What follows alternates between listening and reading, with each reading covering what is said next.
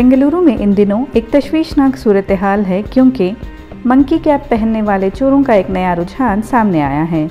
लोहे की सलाखों से लैस ये शरपसंद विजयनगर के इलाके में मेडिकल स्टोर्स को निशाना बना रहे हैं। रिपोर्ट्स के मुताबिक ये चोर रात के आखिरी पहर में वारदात अंजाम देते हैं।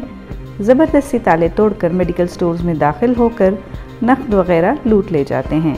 31 अगस्त को खादिम नामी एक शख्स ने विजयनगर में एक मेडिकल स्टोर में घुसने की कोशिश की, लेकिन स्टोर के अमले को इसका पता चल गया और खादिम उजलत में मौके से फरार हो गया। सर्वेलेंस कैमरा में इस ब्रेक इन की कोशिश रिकॉर्ड हुई है। इस तरह की बढ़ती हुई चोरियों से हुक्काम परेशान हैं और गोविंद राजनगर पुलिस स्टेशन में मुकदमा दर्ज किया गया है।